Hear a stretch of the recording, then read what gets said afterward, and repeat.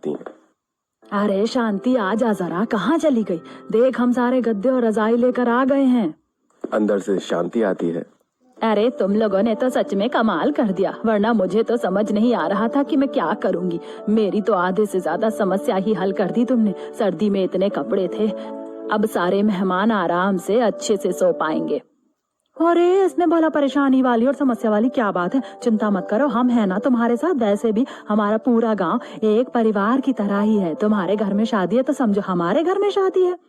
चलो अब सभी खड़े होकर बातें करते रहोगे कि रिया बिटिया को जाकर हल्दी भी लगाएंगे। देखो सारी बहुओं ने तो उसे हल्दी लगा भी दी। आज पड़ोस की सभी बहुएं रिया को हल्दी लगा रही थी और उसे मुबारकबाद दे रही थी। देखो तो हमारी प्यारी रिया कितनी अच्छी लग रही है। अब तो हमारी गुड़िया रानी बड़ी हो गई। बिल्कुल, अब तो हमारी रिया अपने सैया के घर जाएगी और हम सबको भूल जाएगी। हाँ बिल्कुल, ससुराल जाने के बाद तो सैया से मिलने के बाद कहाँ किसी को अपने मायके की याद आती है। और फिर रिया के होने वाले पति तो है ही एकदम रोमांटिक और डैशिंग। सभी रिया को छेड़ रहे थे, जिसके बाद रिया को शर्म आती है और वो शर्माते हुए कहती है, अरे भाभी, आप सभी बस कीजिए। क्या आप हर बात पर मुझे छेड़ती ही रहती हैं? अरे आप लोगों की बराबरी कोई नहीं कर सकता। ऐसा भी कभी हो सकता है भला कि मैं अपने ससुराल वालों के आगे आप सबको भूल जाऊं? इतना प्यारा गांव कहीं नहीं होगा और इतने प्यारे गांव वाले भी कहीं नहीं होंगे। उसके बाद सभी डांस करते हैं और हंसी खुशी शादी के फंक्शन को सेलिब्रेट करते हैं। शादी भले ही एक परिवार में थी, लेकिन उस शादी में पूरा गांव इकट्ठा था। सभी गांव वाले शादी की तैयारी में अच्छे से लगे हुए थे। शांति के घर में बहुत से मेहमान आए थे और बाहर आंगन में भी तिरपाल लगाकर सभी के लिए गद्दे बिछा दिए गए थे और सब मेहमान वहां सो रहे थे घर के अंदर। मम्मी जी, आज तो बहुत ही ज्यादा कड़ाके की ठंड है। शुक्र है आंटी ने हमें गद्दे और हीटर दे दिए, जिसकी वजह से मेहमानों को सोने में परेशानी नहीं हो रही। हाँ, यहाँ घर के अंदर कमरे में ही हमें इतनी ठंड लग रही है, लेकिन बाहर सभी को अच्छे से रजाई और सब मिल गया है, तो अब परेशानी होने वाली बात नहीं है। अच्छे से बस ये शादी भी जल्दी निपट जाए।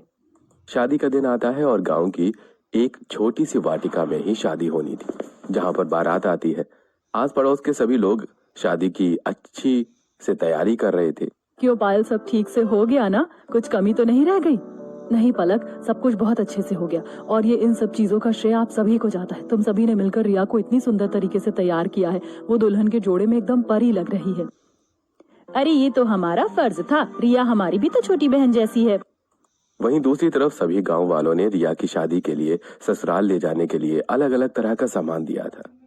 विमला, सरला, शीला और सुनीता, ये सब क्या चल रहा है? तुम सबको इतना सामान लाने की क्या जरूरत थी? डबल बेड, वॉशिंग मशीन, अलमारी, इतने सारे कपड़े। रिया के ससुराल वालों ने दहेज लेने से पूरी तरह मना कर दिया था। हाय और अब्बा, तुम इसको दहेज का नाम कैसे दे सकते हो? हमने रिया बिटिया को कोई दहेज नहीं दिया। एक परिवार वाले जब अपनी बेटी को बड़े प्यार से उसके लिए सामान देते हैं तो बस ये उसके लिए एक छोटा सा तोहफा ही है। हाँ बिल्कुल, रिया भी हमारी बेटी ही है, इसीलिए तुम्हें इतना सब सोचने की जरूरत नहीं है। लेकिन मैं इतना सारा सामान नहीं ले सकती। ओहो, ये तो तुम सीधे हाथ पैर मान जाओ, वरना देख लेना, हमसे बुरा कोई नहीं होगा। मेरी बेटी की शादी में भी तो तुमने कितना कुछ किया था। ये तो हम सभी गांव वालों का आपस में प्रेम है, इसीलिए चलो शादी पर ध्यान देते हैं, इन सब बातों को छोड़ते हैं। इस तरह धूमधाम से रिया की शादी हो जाती है और वो अपने ससुराल विदा हो जाती है। अगले दिन सुबह पायल और नेहा दोनों मिलकर अपनी एक पड़ोसन सविता के पास गर्मा गर्म खाना लेकर जाती है। सविता एक बहुत